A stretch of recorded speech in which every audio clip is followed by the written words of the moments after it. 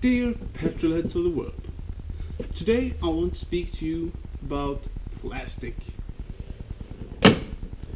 So, except for polluting the sea and the forests, it's also kind of everywhere in a car.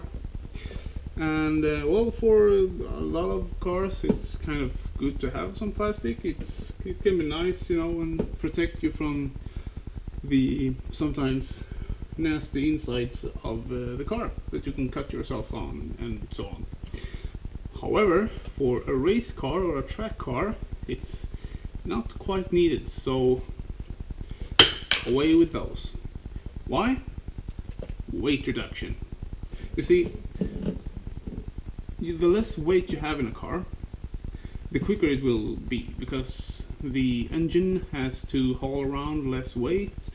You need to accelerate less energy when you're taking a corner, and the shocks have to deal with less weight and everything like that. So weight reduction is good for race cars and track day cars. I'm not saying you should do this to your daily driver though, because a lot of these things are good for insulation against soundproofing basically.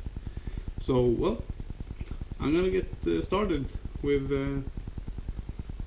demolishing this car from the inside out. Okay, so I think I'm fairly done with the back section of the car, except for these things here and some cleaning up.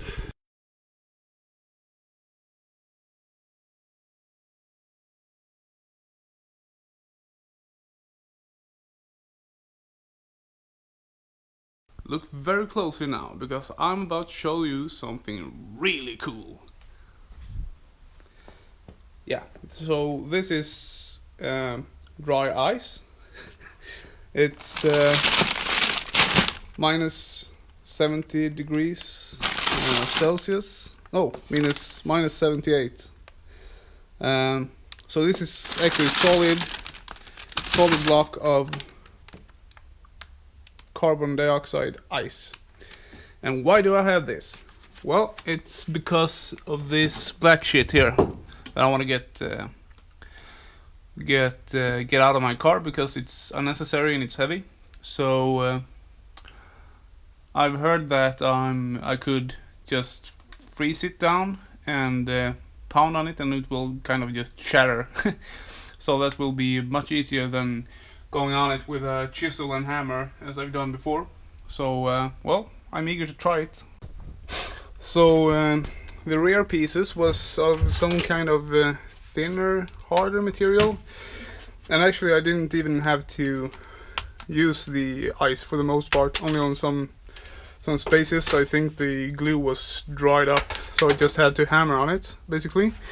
But these things here are a bit thicker. I think it's basically the same stuff that was in the front, and was very hard to remove without this. So I'll let this stay on here for a while now, and let's see if it works.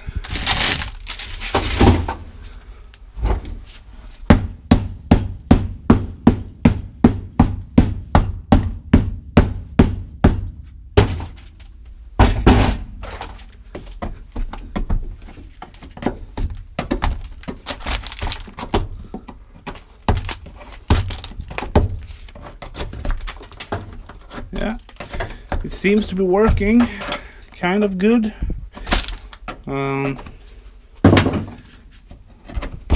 Perhaps it's the thing is, you need to make sure that the glue is cold. It's frozen. Oh, yes. Here's some more money. I found a lot of money while doing this rebuild. I need to cool it down more, I think, but it seems to be working fairly good. A lot easier than it was in front. I'd say this method definitely works, but it's still kind of a lot of work to remove all this stuff.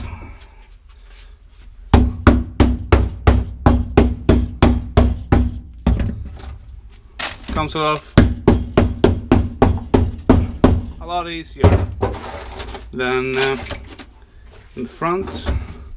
There's considerably less residue left on the metal, but there's still definitely some left. So best method this far, I think. So this is the result from maybe 2 hours work. So it was a lot quicker than doing with the chisel, and a lot less residue, but still there is some residue left, but a lot better than in the front where I didn't use the dry ice. So well, it seems like I have a lot of cleaning to do. You know, this is taking forever to get rid of this black sound deafening. It's taking way much longer than I thought. But after testing a lot of different ways of doing this, I think that I've come up with the most effective one. And here is my recommendation to you.